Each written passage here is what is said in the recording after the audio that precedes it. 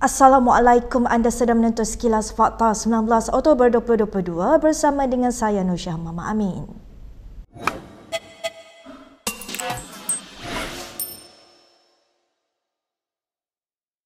Menteri di Jabatan Perdana Menteri Abdul Latif Ahmad menempelak Ismail Sabri Yaakob dengan menyatakan belum terlambat untuk dia memecat Menteri PN. Abdul Latif berkata demikian bagi membidas kenyataan Perdana Menteri sementara itu bahawa dia boleh memecat 12 Menteri PN berhubung isu pembubaran Parlimen.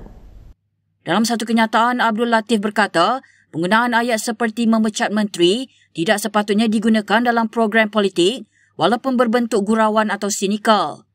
Menurutnya, kesemua 12 Menteri PN masih lagi anggota Kabinet sementara dan masih belum terlambat untuk Ismail melakukan perkara itu. Terdahulu, Ismail yang juga naib Presiden UMNO berkata dia sepatutnya memecat 12 Menteri PN yang mengutus surat kepada Agung bagi menangguhkan PRU daripada diadakan tahun ini. Dalam ucapannya 2 hari lalu, Ismail antara lain berkata dia telah memberi bayangan akan membubarkan Parlimen dalam mesyuarat Kabinet terakhir pada 7 Oktober lalu. Acara Barisan Nasional di Bagan Datuk Perak itu turut dihadiri Presiden UMNO Ahmad Zahid Hamidi. Abdul Latif bagaimanapun menafikan kenyataan Ismail itu, sebaliknya menjelaskan perbincangan Kabinet hanya berkisarkan perkara dasar seperti persediaan PRU ke-15 dan monsun Timur Laut serta belanjawan 2023. Ketua Pemuda PAS Ahmad Fazli Syahari tampil mempertahankan bahawa timbalan presidennya tidak berbohong berhubung intipati pertemuan dengan pemimpin tertinggi UMNO. Menjawab dakwaan rakan sejawatannya dari UMNO, Fazli menegaskan perbincangan sebenar hanya melibatkan 4 individu iaitu Presiden dan Timbalan Presiden kedua-dua parti.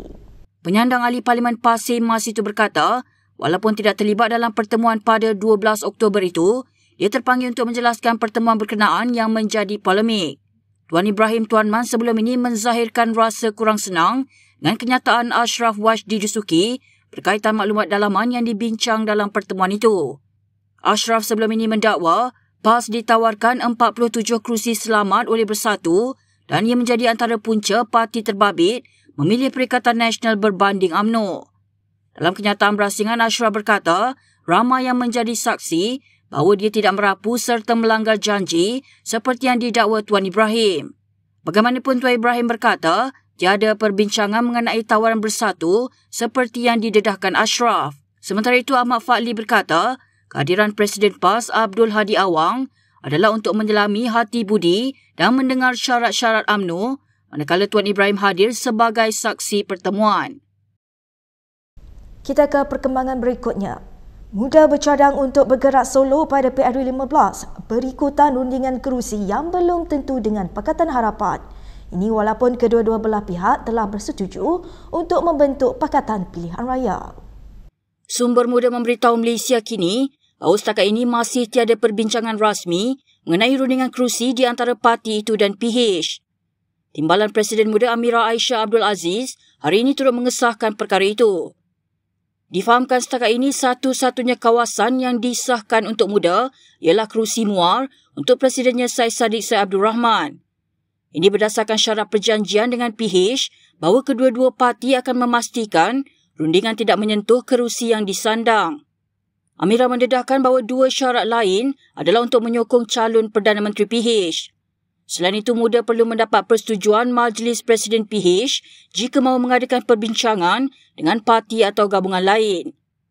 Amira turut meluahkan kekecewaan berhubung rundingan kerusi dan menggesa PH untuk segera berbincang. Sementara itu, sumber muda mendedahkan parti itu hanya meminta 6 hingga 7 kerusi Parlimen dan ia bukan tuntutan yang tidak munasabah. Penyandang ahli Parlimen Sepang Muhammad Hanifah Maidin menafikan spekulasi bahawa kesihatannya menjadi faktor dia mungkin tidak dicalonkan dalam PRU 15. Dalam satu kenyataan media semalam, Hanifah bagaimanapun berkata dia bersedia dicalonkan atau tidak dicalonkan sekali lagi. Amanah sepatutnya telah memuktamadkan senarai calon mereka untuk PRU ke-15 malam. Dilaporkan sebelum ini bahawa semasa mesyuarat tertutup sehari sebelum itu, pencalonan Hanifah bagi PRU ke-15 dikatakan telah ditolak atas sebab kesihatan. Menurut sumber parti, akar umbi amanah di Sepang bagaimanapun tidak berpuas hati dengan keputusan itu. Sumber tersebut juga mendakwa individu yang bertanggungjawab menyusun nama pencalonan ialah Timbalan Presiden Salahuddin Ayub dan Bendahari Asmuni Awi.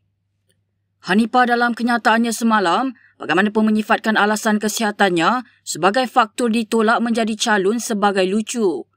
Ini kerana dia aktif mengambil bahagian dalam perbahasan serta terlibat dalam jawatan kuasa pilihan khas di Parlimen selain setiap minggu turun ke Sepang untuk bertemu rakyat.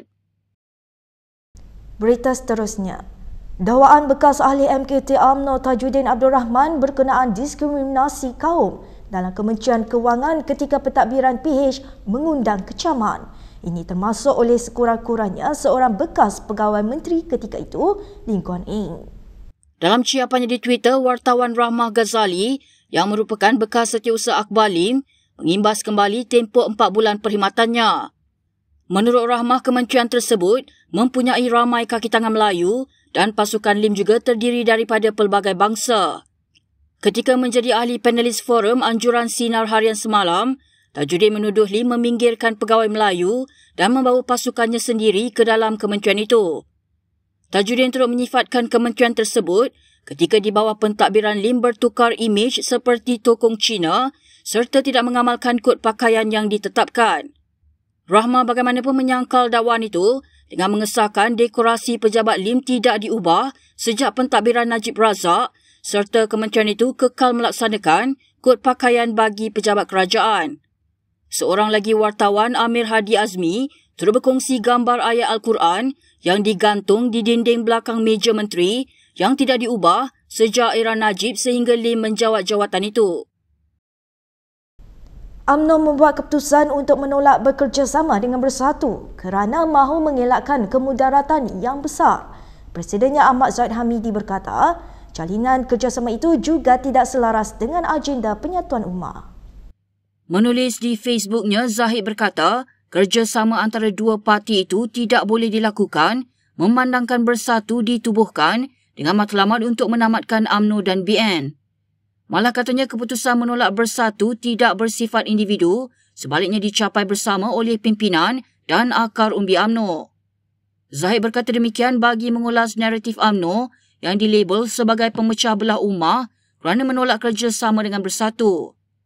Penyandang ahli Parlimen Bagan Datuk itu berkata, sebaliknya usaha memecah belah bermula dengan kewujudan parti-parti politik serpihan angkara krisis tamak kuasa. Zahid merujuk kepada kewujudan PKR yang merupakan parti serpihan UMNO dan kemudian disusuli oleh Bersatu, Amanah dan Pejuang. Justru dia menggesa pengundi pada PRU ke-15 supaya berani menilai erti kestabilan dan kemakmuran dalam menetapkan pilihan undi mereka. Baik, berikut beberapa lagi ringkasan berita untuk hari ini.